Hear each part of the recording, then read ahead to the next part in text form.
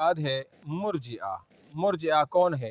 کہ ایمان نام ہے فقط تصدیقی قلبی کا، اور بس اتنا ہی نجات اور جنت میں دخول اولی کے لیے کافی، عمل کرنے کی ضرورت نہیں ہے۔ نیز آدمی خواہ کتنی ہی گناہ کرے جہنم میں نہیں جائے گا، اس کا ایمان اسے سیدھا جنت میں لے جائے گا۔ یہ مرجئہ کیا کہتے ہیں کہ ایمان صرف تصدیقی قلبی کا نام ہے۔ مثلا آپ نے اللہ کو مانا دل سے، آپ نے رسول اللہ کو مانا دل سے، آپ نے عقائد ایمان جتنی بھی دل سے ان کی تصدیق کی، اقرار باللسان بھی نہیں کیا، اور عمل کرنے کی بھی آپ کو کوئی ضرورت نہیں ہے، بس آپ کی تصدیق کی قلبی کی وجہ سے آپ جنت میں کیا کہیں گے؟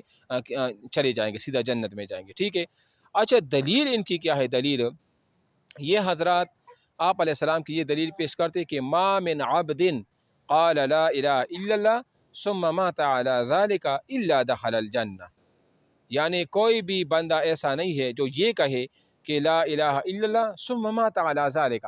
کیا مطلب ثم مات على ذلك؟ یعنی کہ اس کے دل میں یہ بات تھی، اس کے دل میں یہ بات تھی، تو دخل الجنہ، ایسا آدمی جنت میں کیا ہوگا؟ یہ داخل ہوگا۔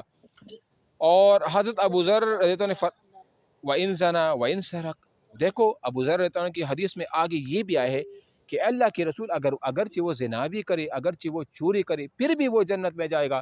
تو آپ علیہ السلام نے فرمایا کہ ہاں پھر بھی وہ جائے گا جنت میں۔ کیا مطلب؟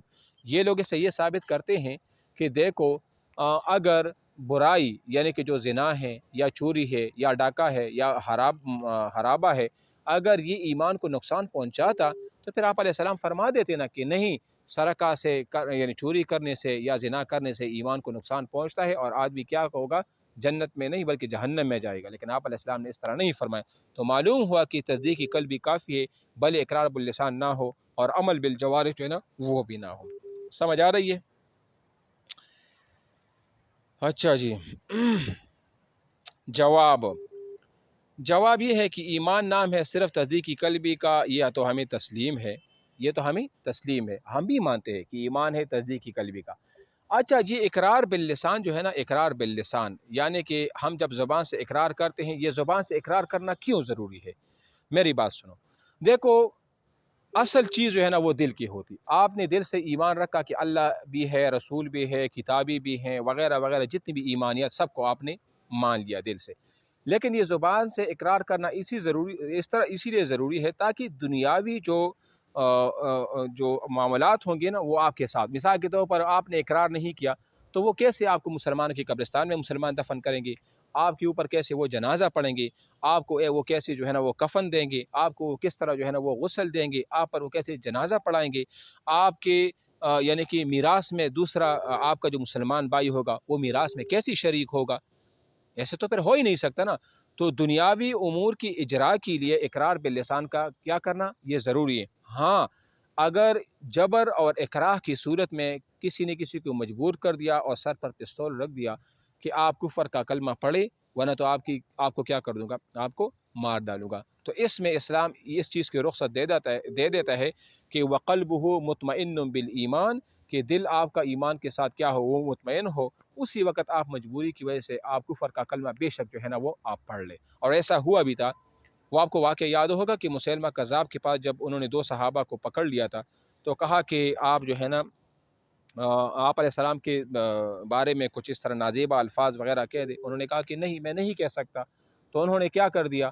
انہوں نے کہا کہ آپ علیہ السلام کے بارے میں کہ وہ کون ہے؟ انہوں نے کہا وہ اللہ کا سچا رسول ہے۔ انہوں نے کہا کہ میں کون ہوں؟ انہوں نے کہا کہ میں بہرا ہوں، میں سن نہیں رہا۔ انہوں نے کہا کہ جب میں کہتا ہوں کہ وہ کون ہے تو آپ تو اس کے بارے میں کہہ دیتے ہو کہ وہ اللہ کے رسول ہے، جب میری باری آ جائے تو آپ کہتے ہیں میں گونگا ہوں، بہرا ہوں، کچھ بھی نہیں، نہ بول سکتا ہوں اور نہ اس طرح جو ہے نا وہ سن سکتا ہوں، یہ کیا ہے؟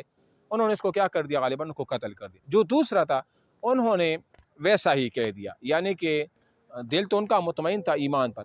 وہ صحابی آ گیا اور آپ علیہ السلام کو یہ پورا واقعہ سنا دیا، تو آپ علیہ السلام نے کیا فرمایا کہ اس نے عزیمت پر عمل کر دیا اور آپ نے سنت پر عمل کر دیا، دونوں کی تعریف کی۔ یعنی انہوں نے عزیمت پر عمل کر دیا، اللہ اس کو بہت بڑا اجر دے گا اس چیز کا، جس طرح حضرت بلال نے عزیمت پر عمل کر دیا، باوجود یہ ان کے لیے جائز تھا حضرت بلال کے لیے کہ وہ جب امیہ بن خلف اس کو سزا دے رہا تھا، چاہیے تو یہ کہ اس وقت وہ یہ کہہ دیتا، اس کے لیے رخصت تھی اس بات کی کہ وہ کہہ دیتا کہ ہاں میں بتوں کی تعریف کروں گا، یا میں اللہ کے نبی کو نہیں مانتا، یا اللہ کے ساتھ جو ہے نا کسی کو شریک ٹھہراتا وغیرہ، یہ جائز تھا اس ٹائم، ان کی رخصت تھی، لیکن انہوں نے عزیمت پر عمل کر دیا، تو صحابہ نے عزیمت پر عمل کر دیا، تو آپ علیہ السلام نے اس کی بھی تعریف کی، اور جس نے ایسا کیا نا تو آپ علیہ السلام نے اس کیا کہا کہ آپ نے سنت پر عمل کیا، کہ یہ سنت طریقہ ہے۔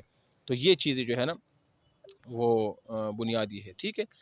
اچھا، اب یہ تو ہو گیا کہ تصدیق قلبی کے لیے اقرار باللسان وہ کیوں ضروری ہے، اور دوسری بات یہ ہے کہ جو عمل بالجوارح ہے نا، یا عمل بالارکان، مثال کے طور پر جب ہم نماز، روزہ، زکوٰۃ یہ کرتے ہیں، تو اس طرح کثیر احادیث سے اس کی کیا ہوتی ہے، ثبوت بھی ہے کہ اعمال جو ہے نا یہ ضروری ہے، کس کے لیے، یعنی ٹھیک ہے نفس ایمان کے ساتھ آپ جنت میں تو چلے جاؤ گے، لیکن پھر اس اعمال کے نہ کرنے کی وجہ سے کیا ہوگا، آپ کو عذاب بھی دیا جائے گا۔ ہاں اگر اللہ کی مرضی اگر وہ آپ کو معاف کر دے تو معاف کر سکتا ہے، اس میں کوئی وہ نہیں ہے، ٹھیک ہے۔